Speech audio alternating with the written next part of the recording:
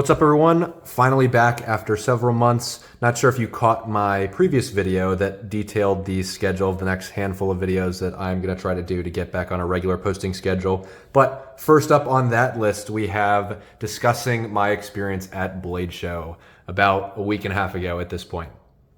Really fortunate and grateful to have been able to go and check out all the new stuff at Blade Show, meet some cool people, pick up some knives, and just chat with a lot of people in the knife world. Is a great experience. If you have never been, I cannot recommend it more. It is a blast. It's a blast for everybody. You don't even have to love knives to go. I think it's just a really fun time. You get to see lots of cool stuff. They give away all kinds of swag and knives, and there's all kinds of stuff going on. So it's a great experience. I cannot speak highly of it enough, and I had a fantastic time.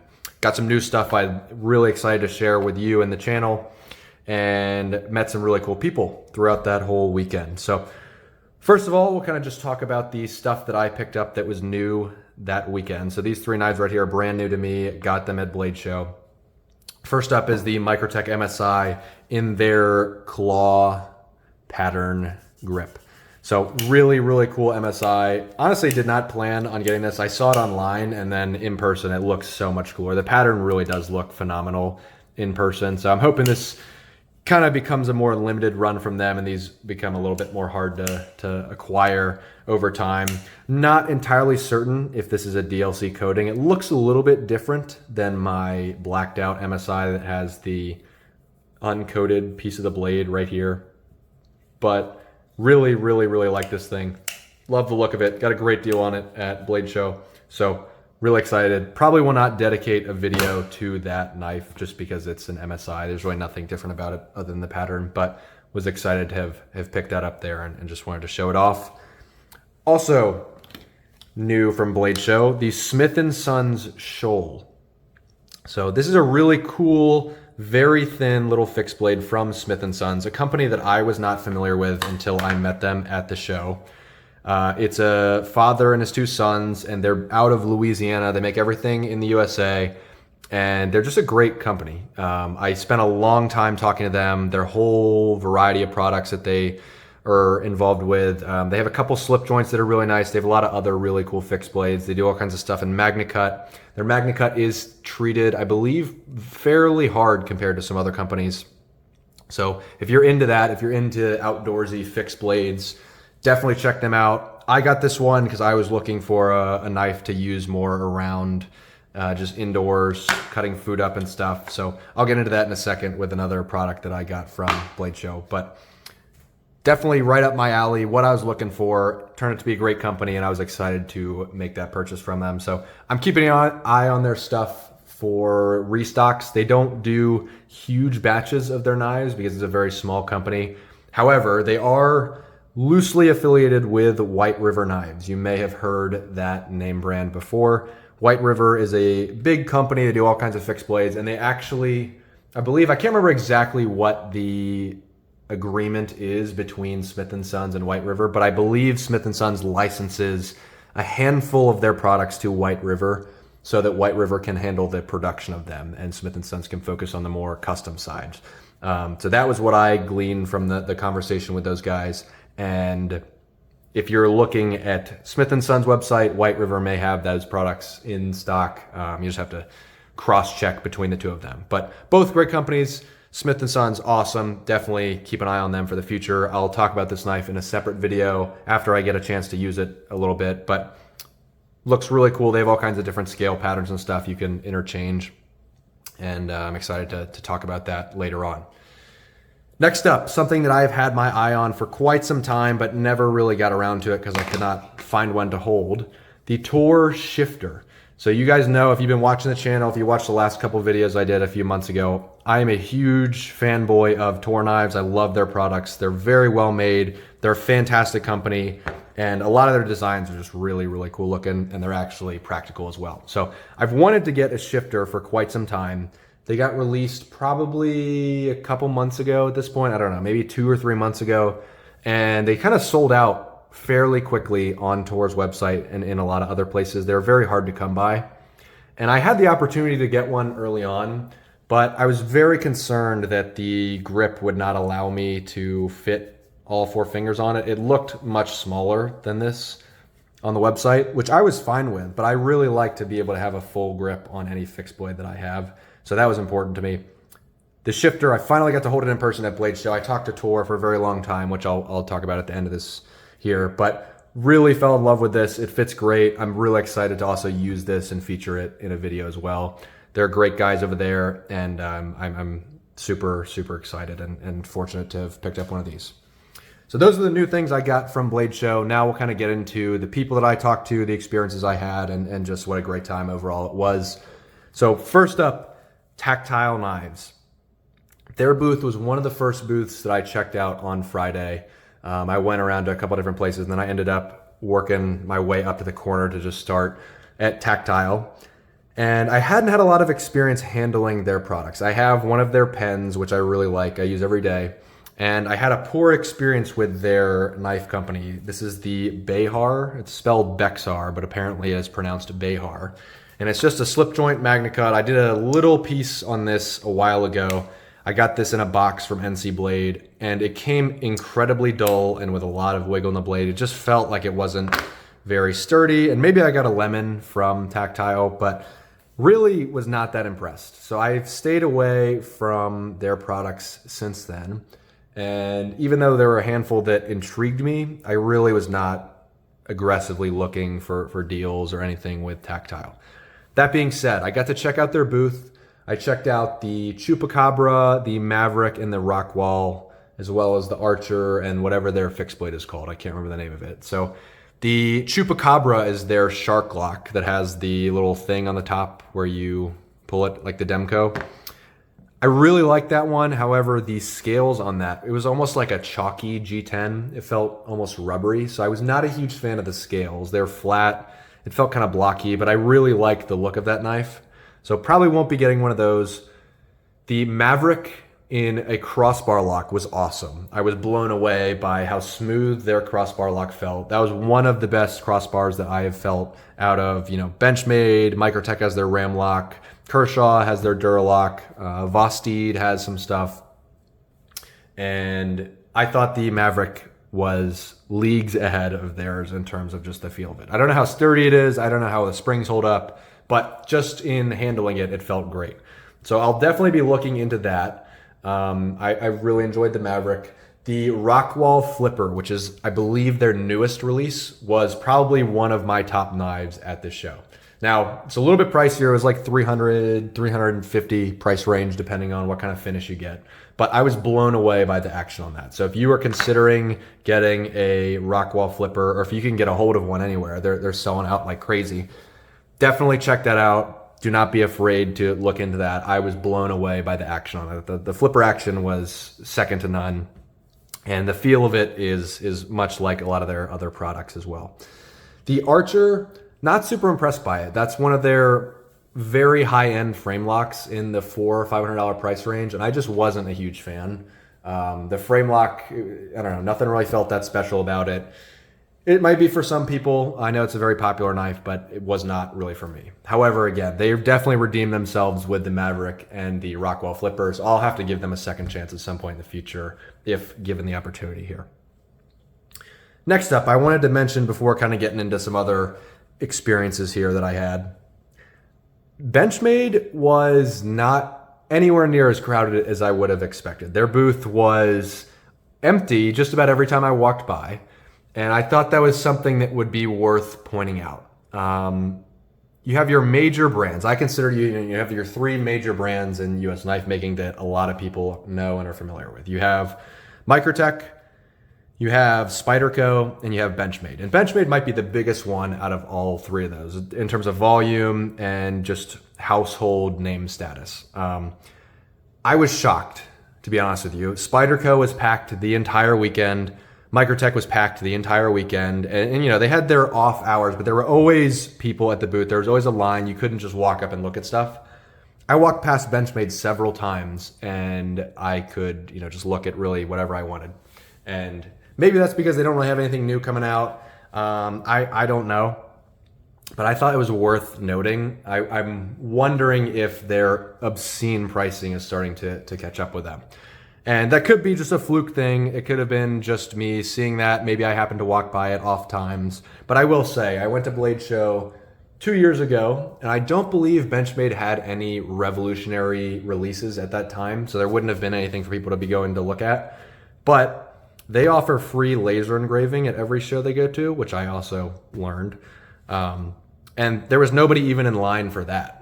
So it was very curious to me. I wanted to get my knives laser engraved. I kind of forgot about it towards the end, to be honest with you. I was just occupied with a lot of other stuff going on. So if you own a Benchmade and you go to a show, they will laser engrave it for free for you, just as a heads up. But definitely curious that they were far less crowded than any of the other major American knife manufacturers. And again, that could just be my experience. I'm not saying definitively, but I thought it was worth pointing that out. Feel free to correct me if you saw the opposite, but I don't know. I thought it stood out to me. There were so few people there. I was like, I noticed. And if I noticed, that usually means like that's pretty obvious. So anyways, that was cool. Still to see, they had some of their stuff. They have like a burnt copper, I forget what they call it. It's that Magna Cut and battle washed brown, bronze-ish color that Osborne came out with. They're doing that in a bailout too, which actually looks really nice, but a lot of people still hate on Benchmade. So it is what it is. But anyways, getting sidetracked with that. Moving on. Protek. I own two Proteks. I have the TR3 and the Godson.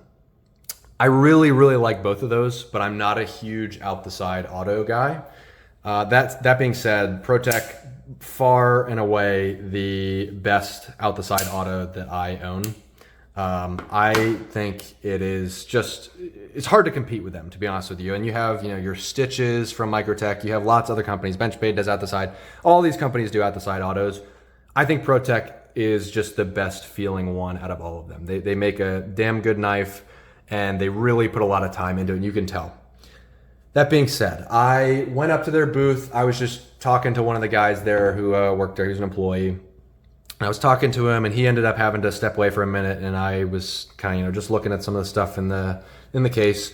And then another guy came up and just offered to start showing me stuff. He just started pulling stuff out of the case and showing it to me. And I got a chance to test out the Mordax, which I had before, but this one was awesome. I'll talk about that in a second. I got to see the Oligarch, the TR3 manual, a couple others.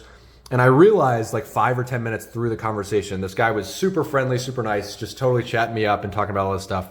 I realized it was the president of Protek. And I had no idea. It hit me midway through the conversation, like, oh my gosh, this guy is the one from, like the Blade HQ videos, the Smoky Mountain Knife Works videos. Anytime you see somebody interviewing the Protek guy, that was him. And I didn't even realize until I was midway through the conversation, but he was such a down-to-earth guy, super friendly, super passionate. You could tell. You had no idea he was the founder of this huge company. So it was really, really cool experience towards the end of that conversation. And I just thought that was fantastic. So speaking to them as a company, they're great people. They make great knives. I'll definitely be looking at a Mordax in the future. To be honest with you, if it wasn't their show special that was like $350 for a Mordax, I probably would have got one if it was just their base model. But I didn't want to spend that kind of money on a show special. It was the blacked out Operator Mordax. And it was awesome, but I'll have to find another one another time. That being said, Protek, definitely give them a shot if you're on the fence about them. They're fantastic. In between these guys, I just wanted to talk about as well Bradford Knives. I also met the founder of Bradford Knives. I didn't realize until after the fact. I had a nice long, like 15-minute conversation with him about their whole lineup. They just released some culinary stuff, which I was looking at. And their knives feel fantastic. They all have interchangeable scales and stuff between the... so they have, like, for example, the Guardian 3. You can interchange scales between all Guardian 3s, which is pretty sweet. So they sell all kinds of stuff for that. They sell all kinds of sheaths. The culinary line is awesome. Those also come with sheaths and whatnot. So check them out. Super friendly, down-to-earth people as well. That really just means a lot to me when talking to a company. But sidetrack with them. I also found it a little bit interesting. Some of these booths, similar to Benchmade, you have like your Benchmade, the gigantic, massive company. You have your Kershaw and Kai Zero Tolerance company, just a huge company. And, it's not that the employees weren't friendly or kind or nice, but they really didn't have that same passion that the Protek guys did, or the Microtech guys did, or the Tactile Knife guys did. And it just, I don't know, it rubs me one way when, you have these people who are coming to a show and you ask them to see a model or something, and you start kind of just having friendly conversation and they don't really know what you're talking about. Something about that just seems a little bit off. I feel like if you're, working at a company like that, you should at least know what the, Kershaw Iridium is. And I'm not trying to sound like I understand there's a lot of different models and stuff. I'm not trying to sound like a snobby guy or anything. I totally get that people don't know it, but when they kind of don't really care and they're trying to play it off like they don't really care, they don't know that much, I don't know, that rubbed me a little bit the wrong way. Same with Benchmade, like they weren't really that invested in talking to you. It seemed like they had better things to be doing than to be at this knife show. Whereas again, and I'll move into this next part of the conversation, at Microtech, Tony Marfiona's out all weekend with a smile on his face, taking pictures, showing people stuff, talking to people, and I was blown away by that. He gets a lot of hate online, and a lot of people bash him and say all these things about him. But I will say, from the time that I walked in the door of that show, every time I walked past the Microtech booth, I saw him out there talking to people, selling knives. Like it was really incredible to see. It was very cool to see. I actually didn't have a chance to have a conversation with him, but I'm hoping to next year or another time. He just seemed like a super genuine guy as well. Just super passionate about what he's doing. Very friendly, very down to earth. And again, I know people in the comments are probably going to tear me to shreds for saying that or whatever. He's stealing intellectual property, yada, yada, yada, whatever. I mean, he really did seem like a nice guy. So I just wanted to put that out there. Let everybody know that, maybe what you see or hear or read on the internet might not always be true. I was very impressed by that. That things like that stick out to me, and that that means a lot to me. That the founder of this massive, super famous company is just at the show talking to people and taking pictures and showing people stuff. And that being said, before I move on to tour, I cannot remember if I mentioned the guy that I was talking to at the Tactile booth. I realized afterwards too was Will Hodges, the founder of Tactile, that I didn't know until I saw him doing an interview somewhere else. So I probably need to know this stuff before going in. I make videos about knives on YouTube and I still don't recognize these people or don't realize. So probably should get better about that. Some of you probably can't believe that. But that was very cool. Super down to earth guys there as well. Like just great people all around. I know I keep saying that about every company, but it really was just a lot of great people. These are great companies, American based, and they make American products. So that's always great to see. And finally, we'll close with Tour Knives. I don't even know where to begin with this. I went up to them and just wanted to thank them for sending me this Willow. They sent me a coupon a while ago to buy some stuff. Really like the Willow. Again, if you've watched this channel, I have tons of Tour products. Completely fallen in love with them over the past year. And when I went up to thank them, I ended up talking to them for like 45 minutes. They were the friendliest people. They had nothing but they knew what they were talking about. They had nothing but good things to say about the company. They were super into what they were selling. They knew every model I was talking about. They started suggesting things to me, and it was just a great conversation overall. So I was really, really, really blown away by just the people at Tour were fantastic. I cannot speak highly of them enough. It just reinforced my belief that they are one of, if not the best fixed blade makers out there for the money. I think they're just doing things right. They've got a lot of really cool stuff coming up, and I could go on and on. Just what a great conversation we had. But I really wanted to highlight that at the end of this video. If you're considering getting something from Tour, I know they've sent me stuff, and you could think that I'm affiliated with them or whatever. But I'm trying to be sincere when I say they were some of the nicest people at the show that I talked to. They spent a long time just chatting with me. They didn't know that I make YouTube videos. Like I don't really tell people that. So it's not like they're trying to butter me up to get a good review on their knife or whatever. They're just friendly people. They're great people. And, they do a fantastic job with a lot of their products. So really, really, really happy with that. Like all these companies were fantastic. So really happy to have met a lot of those guys. It's nice to know that when you're buying from a certain company, whether it's Tactile, Tour, whatever, it's just as great people that are working there and making the products that you're using. And they really are invested. So to be able to get to the show and talk to the people that are actually behind the scenes involved with the creation of the stuff was really cool. And I hope that you all get to experience that next year on, I think like June 5th is the date. So save the date. But I really appreciate you sticking through the end of this video. I hope you enjoyed it. If there are any questions at all that you have, please feel free to let me know. Leave a comment, send me a message on Twitter, send me a DM. I'm happy to talk to any of you. I'd be thrilled to. Let me know what you'd like to see from the channel moving forward. Again, I put out like a 4-minute video just talking about what I plan to make moving forward and just the videos that I make, but obviously that's flexible. If there's stuff that you all would like to see, please feel free to let me know. Don't hesitate to reach out. I really appreciate the support. It's fantastic to be back, and I'm looking forward to making videos on a more regular schedule, hopefully. So thanks again. I appreciate it, and I'll talk to you soon.